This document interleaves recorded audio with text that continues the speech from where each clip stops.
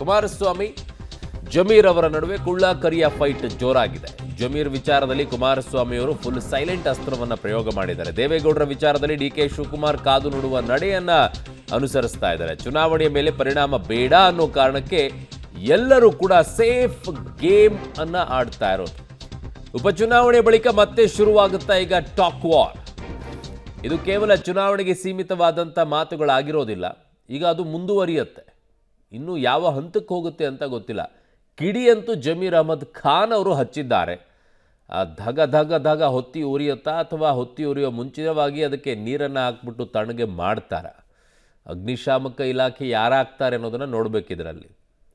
ಯಾಕಂದರೆ ಯಾರಾದರೂ ಒಬ್ರು ಆಗಬೇಕಲ್ಲ, ಇಲ್ಲಾಂದರೆ ಇದು ಕಿಡಿ ಭಾಳ ದೊಡ್ಡದಾಗಿ ಹತ್ಕೊಳ್ಳುತ್ತೆ. ಆ ಕಡೆಗೆ ದೇವೇಗೌಡರು ಮಾತನಾಡಿರುವಂಥ ಮಾತುಗಳಿಗೆ ಡಿ ಕೆ ಶಿವಕುಮಾರ್ ಅವರು ತುಂಬ ಸೈಲೆಂಟ್ ಆಗಿಯೇ ಇದ್ದಾರೆ.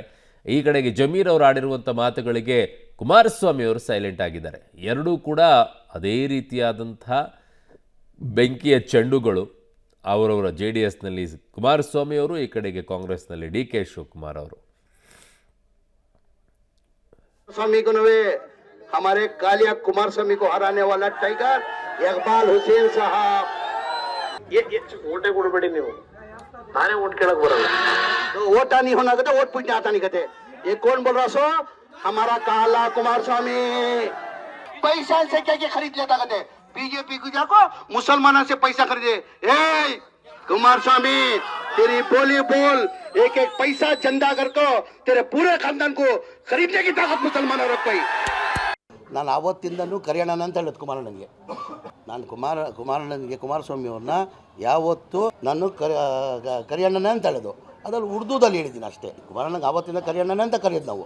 ನಾವು ಮುಂಚೆ ಇಲ್ಲ ಮುಂಚೆಯಿಂದ ನಾನು ಆ ಥರ ನೆನ್ಕೊಂಡು, ಈಗ ನನಗೆ ಅವ್ರು ಕುಳ್ಳ ಅಂತಾರೆ, ನಾನು ಕುಳ್ಳ ಇದ್ದೀನಿ, ನನ್ನ ಕುಳ್ಳ ಅಂತಾರೆ. ನಾವು ಕರಿಯಣ್ಣ ಅಂತ ಅವತ್ತಿಂದ ಹೇಳ್ಕೊಂಡು ಬರ್ತಾ ಇದ್ದೀವಿ. ನಾನು ಅವತ್ತಿಂದ ಅವ್ರಿಗೆ ಪ್ರೀತಿಯಿಂದ ಕರಿಯಣ್ಣನೇ ಅಂತ ಹೇಳೋದು. ಪ್ರೀತಿಯಿಂದ ಪದ ಬಯಸೋದು. ಹಳೆ ಅದು ಪ್ರೀತಿ ಇಲ್ಲ ಸರ್, ಹಳೆ ಸ್ನೇಹಿತರು. ನಾವು ಸ್ನೇಹಿತರಾಗಿದ್ವಿ. ನಾವು ಬೇರೆ ಪಕ್ಷದಲ್ಲಿ ಇರ್ಬೋದು, ನಾವು ಬೇರೆ ಪಕ್ಷದಲ್ಲಿ ಇರ್ಬೋದು, ನಾನು ಬೇರೆ ಪಕ್ಷದಲ್ಲಿ ಇರ್ಬೋದು. ಹಳೆದೆಲ್ಲ ಮರೆಯೋಕ್ಕಾಗ್ತದ?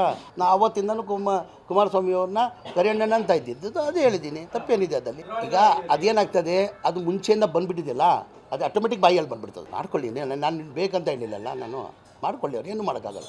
ನಿಖಿಲ್ ಕುಮಾರಸ್ವಾಮಿ को नवे हमारे कालिया कुमार स्वामी को हराने वाला टाइगर इकबाल हुसैन साहब ये वोटे ಕೊಡಬೇಡಿ ನೀವು ನಾನೇ वोट केಳक ಬರಲ್ಲ तो वोट नहीं होना कहते वोट पूछने आता नहीं कहते ये कौन बोल रहा सो हमारा काला कुमार स्वामी पैसा ಅದು ಅಲ್ಲಿ ಅವ್ರು ಹೇಳೋ ರೀತಿಯಲ್ಲಿ ಸಮಜಾಯಿಸಿ ಕೊಡೋ ರೀತಿಯಲ್ಲಿ ಅಂದಿದ್ದಲ್ಲ. ಅದು ಕರಿಯಣ್ಣ ಅನ್ನುವಂಥದ್ದು ಬೇರೆ, ಅಲ್ಲಿ ಹೇಳಿದ್ದು ಕಾಲಿಯಾ ಅಂತ ಹೇಳಿ, ಅಂದರೆ ಕರಿಯ ಅಂತಲೇ ಅರ್ಥ. ಅದು ಉದ್ದೇಶಪೂರ್ವಕವಾಗಿ ಆಕ್ರೋಶದಲ್ಲಿ ಮಾತನಾಡಿರುವಂಥ ಮಾತುಗಳು. ಅದಕ್ಕೆ ಸಮಜಾಯಿಸಿ ಬೇರೆ ಕೊಡ್ತಾರೆ. ಗೆಳೆತನ ಇದ್ದಾಗ ಮಾತನಾಡಿದ್ದು, ಗೆಳೆತನ ಇಲ್ಲದೆ ಇರುವಂತಾಗ ಮಾತನಾಡೋದಕ್ಕೂ ವ್ಯತ್ಯಾಸ ಜನಸಾಮಾನ್ಯರಿಗೆ ಗೊತ್ತಾಗಲ್ವಾ? ಬಟ್ ಈಗ ಸೈಲೆಂಟ್ ಯಾಕೆ ಕುಮಾರಸ್ವಾಮಿ ಅವರು? ಚುನಾವಣೆ ಮುಗಿಯುವವರೆಗೂ ಕಾಯ್ತಾ ಇದ್ರು ಅಂತ ಅನ್ಸುತ್ತೆ. ನನ್ನ ಸಹೋದ್ಯೋಗಿ ಪೊಲಿಟಿಕಲ್ ಬ್ಯೂರೋಯಿಂದ ಸುಖೇಶ್ ನನ್ನ ಸಂಪರ್ಕಕ್ಕೆ ಸಿಕ್ಕಿದ್ದಾರೆ. ಸುಖೇಶ್, ಇಲ್ಲಿಯವರೆಗೂ ಕೂಡ ಸೈಲೆಂಟ್ ಇದ್ದಂತಹ ಕುಮಾರಸ್ವಾಮಿಯವರು ಜಯಮೀರ್ ವಿಚಾರದಲ್ಲಿ, ಡಿ ಕೆ ಶಿವಕುಮಾರ್ ಅವರು ದೇವೇಗೌಡರ ವಿಚಾರದಲ್ಲಿ ಸೈಲೆಂಟ್ ಆಗಿದ್ದರು. ಈ ಎರಡೂ ಸ್ಫೋಟಗೊಳ್ಳುತ್ತಾ ಈಗ ಚುನಾವಣೆ ಮುಗಿದಿದೆ ಹೆಂಗಾದರೂ? ಒಂದು ಸ್ಪಷ್ಟ ಅರುಣ್, ಹಿಂದೆಯೂ ಕೂಡ ಜಮೀರ್ ಅಹಮದ್ ಅವರು ಮಾತಾಡಿದಂಥ ಸಂದರ್ಭದಲ್ಲಿ ಕೂಡ ಕುಮಾರಸ್ವಾಮಿ ಅವರು ಅದಕ್ಕೆ ಪ್ರತಿಕ್ರಿಯೆಯನ್ನು ಕೂಡ ಕೊಟ್ಟಿದ್ದರು. ಮಾಜಿ ಮುಖ್ಯಮಂತ್ರಿಗಳಾಗಿ ಅಥವಾ ಕೇಂದ್ರ ಸಚಿವರಾಗಿ ಕೂಡ ಮಾತಾಡಿದಂಥದ್ದು ಇತ್ತು.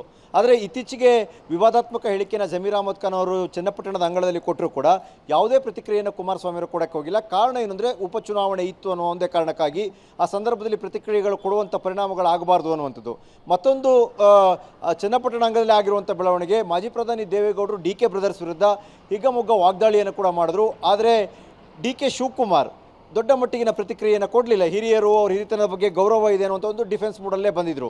ಬಹುಶಃ ಅದು ಕೂಡ ಚುನಾವಣೆಯ ಕಾರಣಕ್ಕಾಗಿ, ಅಂದರೆ ಚುನಾವಣೆ ಸಂದರ್ಭದಲ್ಲಿ ಹಿರಿಯರ ಬಗ್ಗೆ ಮಾತನಾಡಿದ್ರೆ ಅದು ಬೇರೆ ರೀತಿಯಲ್ಲಿ ಅಡ್ವಾನ್ಸ್ ಆಗ್ಬೋದು ಅನ್ನೋಂಥ ಲೆಕ್ಕಾಚಾರ ಇರ್ಬೋದು. ಆದರೆ ಚುನಾವಣೆ ಮುಗಿದ ನಂತರದಲ್ಲಿ ದೇವೇಗೌಡರ ಹೇಳಿಕೆಗಳಿಗೆ DK ಬ್ರದರ್ಸ್ ಪ್ರತಿಕ್ರಿಯೆ ಮತ್ತು ಜಮೀರ್ ಅಹಮದ್ ಖಾನ್ ಅವರ ಹೇಳಿಕೆಗೆ ಕೇಂದ್ರ ಸಚಿವರಾಗಿರ್ತಕ್ಕಂಥ ಕುಮಾರಸ್ವಾಮಿ ಅವರ ಪ್ರತಿಕ್ರಿಯೆಯು ಕೂಡ ಬರಬಹುದು ಅನ್ನುವಂಥ ನಿರೀಕ್ಷೆ ರಾಜಕೀಯವಾಗಿ ಆಗ್ತಿರುವಂಥ ಚರ್ಚೆಗಳು. ಯಾಕಂದರೆ ಸಾಂಪ್ರದಾಯಿಕ ಎದುರಾಳಿಗಳ ರೀತಿಯಲ್ಲಿ ಪರಸ್ಪರ ಪೊಲಿಟಿಕಲ್ ಕೌಂಟರ್ಗಳನ್ನ ಮಾಡ್ಕೊಳ್ತಾ ಇದ್ದಂಥವ್ರು ಮೌನವಾಗಿದ್ದಂದರೆ ಕೇವಲ ಉಪಚುನಾವಣೆ ಒಂದು ಮುಗಿಲಿ ಅನ್ನುವಂಥ ಲೆಕ್ಕಾಚಾರದಲ್ಲಿ ಇದ್ದಂತೆ ಕಾಣಿಸ್ತಾ ಇತ್ತು. ಹಾಗಾಗಿ ಮುಗಿತಾ ಇದ್ದಂತೆಯೇ ಟಾಕ್ ಫೈಟ್ ಜೋರಾಗುತ್ತಾ ಅಥವಾ ಕೌಂಟರ್ಗಳು ಜೋರಾಗುತ್ತಾ ಅನ್ನುವಂಥ ಲೆಕ್ಕಾಚಾರ ಕೂಡ ರಾಜಕೀಯ ವಲಯದಲ್ಲಿ ಸಾಕಷ್ಟು ಚರ್ಚೆಗೆ ಕೂಡ ಕಾರಣವಾಗಿರುವಂಥದ್ದು. ಓಕೆ ಸುಕೇಶ್, ನಿಮ್ಮೆಲ್ಲ ಮಾಹಿತಿಗೆ ಧನ್ಯವಾದಗಳು.